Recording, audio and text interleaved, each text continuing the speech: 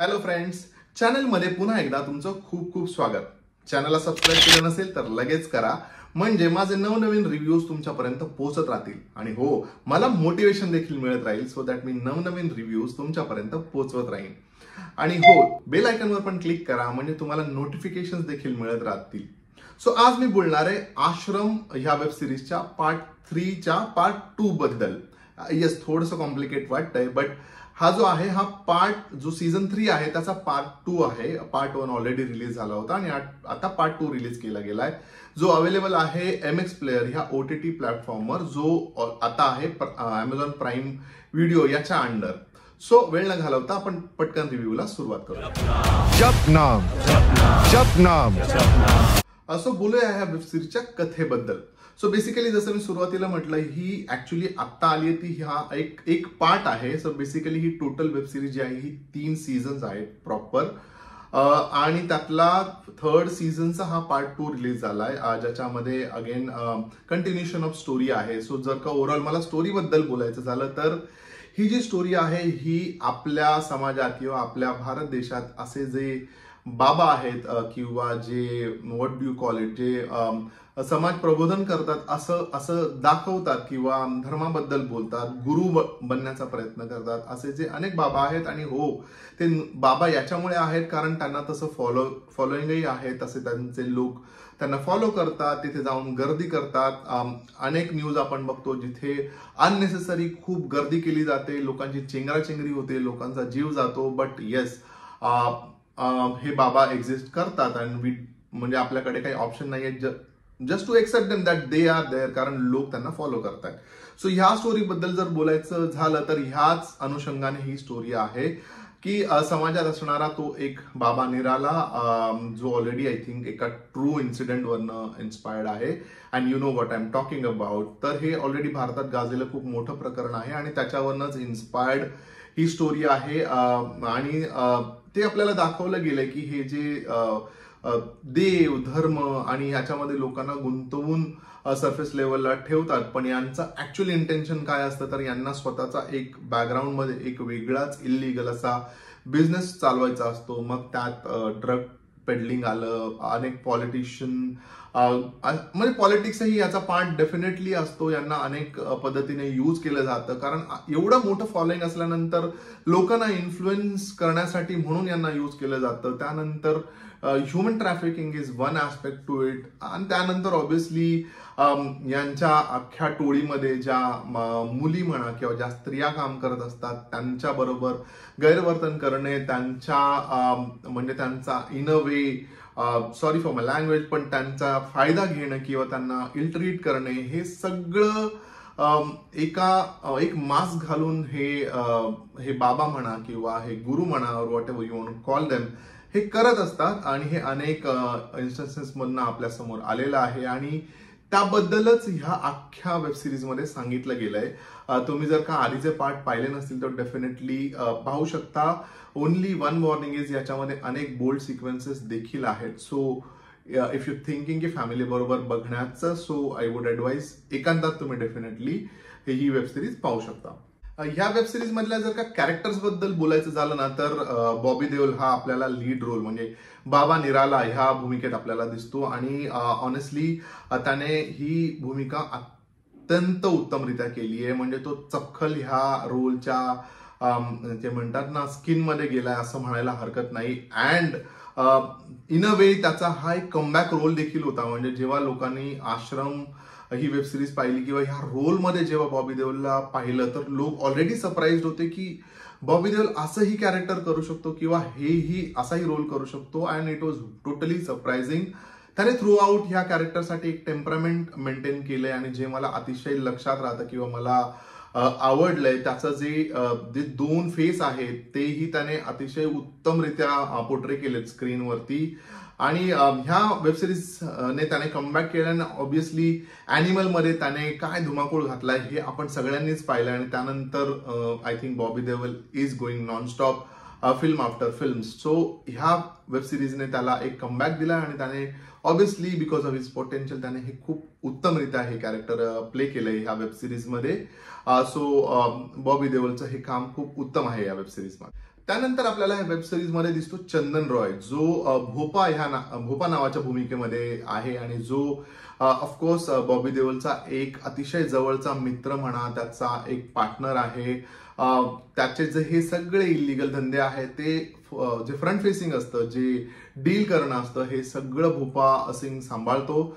ह्या सीझन मध्ये त्याला थोडं जास्त एक्सपोजर आहे अगेन्स्ट बॉबी देओल, आणि कारण कथाही तशीच म्हणजे स्टोरी तशी सांगितली गेली आहे आणि त्यामुळे तो ह्या वेब सिरीज मध्ये किंवा ह्या पार्ट मध्ये बॉबी देओलच्या किंवा बाबा निरालाच्या अगेन्स्ट जाताना सुद्धा आपल्याला दिसतो. त्याचं काय कारण आहे तुम्हाला वेब सिरीज बघितल्यानंतर कळेलच, पण ओव्हरऑल त्यानेही अतिशय उत्तमरित्या त्याची भूमिका केली आहे throughout all the seasons.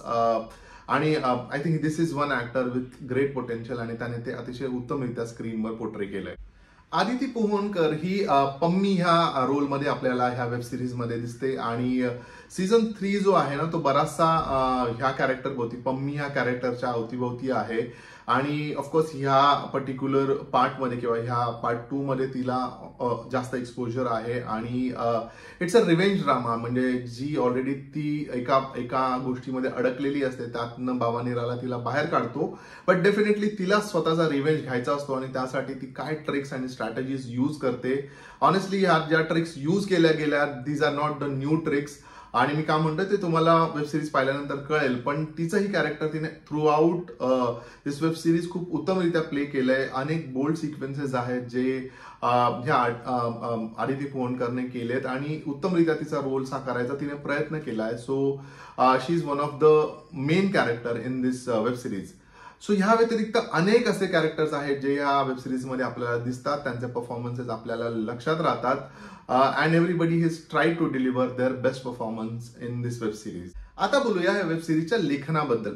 So friends, honestly मला जर विचारायला तर मला वाटतं अशा विषयावर वेब सिरीज आणण्याची नक्कीच खूप जास्त गरज होती आणि हे अतिशय उत्तम काम केलं ही वेब सिरीज करून. कारण आपले जे म्हणजे ह्या बाबांचे जे फॉलोअर्स असतात किंवा आपल्या देशातच ओव्हरऑल एक श्रद्धेची भावना असते, आपण खूप इमोशनली इन्क्लाइंड असतो ह्या सगळ्या गोष्टींबद्दल आणि मला वाटतं त्याच भावनेतून अनेक गोष्टी जी सरेंडर करण्याची देखील भावना असते, त्याच सगळ्या ह्याच्यातनं आपण फार काही या गोष्टींचा विचार करत नाही आणि ह्याच्या मागे असंही काही घडत असेल याचा आपल्याला म्हणजे विचार देखील येत नाही मनात, आणि त्यातनंच मला वाटतं ह्या अशा सगळ्या गोष्टी घडत असतात. सो डेफिनेटली प्रेक्षकांना एक रियालिटी चेक देणं की ओके म्हणजे तुम्हाला जे दिसतंय त्याच्यापेक्षा बॅकएंडला काय आहे आणि ऍक्च्युअल वर्ल्ड काय आहे ते दाखवणं खूप गरजेचं होतं. आणि ते जग ना अतिशय खूप उत्तमरित्या आश्रम ह्या वेब सिरीज मध्ये क्रिएट केलं गेलंय. मला वाटतं खूप डिटेलमध्ये विचार केला गेलाय. हे सगळं एवढं मोठं जे त्याचं एम्पायर क्रिएट केलं गेलंय बाबा निरालाचं, ते खूप इंटरेस्टिंगली क्रिएट केले गेले. त्यामुळे लेखनातनं आणि स्टोरीमधनं हे सगळं प्रेक्षकांपर्यंत पोहोचेल आणि एक अवेअरनेस देखील त्यातनं नक्कीच क्रिएट होईल. या पर्टिक्युलर पार्ट बद्दल जर बोलायचं झालं तर जसं मी म्हटलं की हा रिव्हेंज ड्रामा आहे, पण मला एकच डिसअपॉइंटमेंट आहे की ह्या ज्या पार्टमध्ये ना अतिशय जास्त बोल्ड सीन्स आहेत आणि अतिशय म्हणजे सुरुवातीचे काही एपिसोड नंतर जे सुरू होतात ते बऱ्याच काळापर्यंत प्रत्येक एपिसोडमध्ये डेफिनेटली आहे. त्यामुळे फॅमिली बरोबर बसून तुम्ही ही वेब सिरीज नाही पाहू शकत, तुम्हाला ही एकांतातच पाहावी लागेल, कारण खूप जास्त बोल्ड सीन्स तुम्ही फॅमिली बद्दल बरोबर बसून you won't be able to see it. On the other side जर का मला ह्या म्हणजे ह्या पार्टच्या पॉझिटिव्ह साईड बद्दल जर का बोलायचं झालं ना तर ह्यामध्ये ना त्यांनी बाबा निरालाची एक बॅक स्टोरी दाखवली की तो कसा बाबा निराला होतो आणि काय त्याचा अप्रोच असतो आणि काय अगेन तो जो एक ऍस्पेक्ट आहे की कसा प्रत्येक जण ह्या लेवलला येऊन बसतो आणि काय करायला लागतं किंवा काय त्याच्या मागे स्टोरी असते हे दाखवलं आणि ते खूप इंटरेस्टिंग आहे. मला तो पार्ट खूप जास्त आवडलाय. त्यामुळे ओव्हरऑल ह्या वेब सिरीजचं जे लेखन आहे ना ते अतिशय खूप चांगलं आहे आणि एक दर्जेदार लेखन आहे, दॅट्स फॉर शुअर. आता बोलूया ह्या वेब सिरीजच्या दिग्दर्शनाबद्दल. सो ह्या वेब सिरीजचं दिग्दर्शन केलंय प्रकाश झा यांनी, जे ऑलरेडी आपल्याला माहिती आहे की इंडस्ट्रीमध्ये अनेक वर्ष त्यांनी अनेक चांगले चांगले सिनेमे आपल्याला दिलेत. गंगाजल म्हणा किंवा राजनीती म्हणा यासारखे चित्रपट आपल्या डेफिनेटली लक्षात माझ्या तरी आहेत आतापर्यंत. सो त्यांनी ह्या वेब सिरीजचं अख्या दिग्दर्शन केलंय आणि ऑब्व्हियसली एवढे वर्ष इंडस्ट्रीमध्ये असल्यानंतर त्यांचा एक पर्स्पेक्टिव्ह जो आहे तो त्यांनी अतिशय उत्तमरित्या स्क्रीनवर दाखवण्याचा प्रयत्न केलाय आणि खूप उत्तमरित्या केलंय. अतिशय डिरेक्शन, जो एक स्क्रीन प्ले आहे तो ही खूप चांगल्या पद्धतीने एंगेजिंग असा स्क्रीन प्ले आहे. एवढे सगळे कॅरेक्टर्स आहेत पण प्रत्येक कॅरेक्टरचा एक ग्राफ आहे, प्रत्येक कॅरेक्टरची एक कथा आहे, एक स्टोरी आहे आणि त्यामुळेच या वेब सिरीजमध्ये अनेक कलाकार असून देखील आपल्या म्हणजे बरेचसे कलाकार हे वेब सिरीज संपल्यानंतरही आपल्या लक्षात राहतात आणि मला वाटतं हेच उत्तम दिग्दर्शकच करू शकतो आणि तेच प्रकाश झा यांनी केलंय. त्यांचा टच, स्पेशल टच ह्या वेब सिरीजमध्ये आपल्याला नक्की पाहायला मिळतो आणि म्हणूनच ही वेब सिरीज पाहायला एक वेगळी मजा येते, एक वेगळं पर्स्पेक्टिव्ह आपल्याला मिळतो. सो ओव्हरऑल ह्या वेब सिरीजचं दिग्दर्शन हे अतिशय उत्तम आहे. सो इन शॉर्ट एक अतिशय उत्तम रिच अशी प्रोडक्शन व्हॅल्यू असणारी आणि एक उत्तम बॅकग्राऊंड म्युझिक असणारी प्लस एक चांगलं कथानक, अनेक चांगले आर्टिस्ट असणारी वेब सिरीज जर का तुम्हाला पाहायची असेल, जिचा विषय हा अतिशय रिअलिस्टिक असा आहे, ज्याच्याशी आपण रिलेट करू शकतो, डेफिनेटली तुम्ही ही वेब सिरीज पाहू शकता. ह्या पर्टिक्युलर पार्ट बद्दल मी ऑलरेडी सांगितलंय की you can watch this part with your family because खूप अडल्ट कंटेंट ह्या पर्टिक्युलर सीझन मध्ये आहे. But overall this web series is good. तुम्हाला जर का एकांतात पाहायची असेल तर डेफिनेटली हा पार्ट तुम्ही पाहू शकता. मी या वेब सिरीजला देतोय 3.5 स्टार्स. सो फ्रेंड्स, हा होता माझा म्हणजे रवीचा व्ह्यू ऑन वेब सिरीज आश्रम. तुम्ही ही वेब सिरीज पाहिली का आणि तुम्हाला ही कशी वाटली मला कॉमेंट करून नक्की सांगा. व्हिडिओ आवडला असेल तर लाईक करा, शेअर करा आणि चॅनलला सबस्क्राईब करा. आपण भेटूया लवकरच. तोपर्यंत स्टे ट्यून्ड.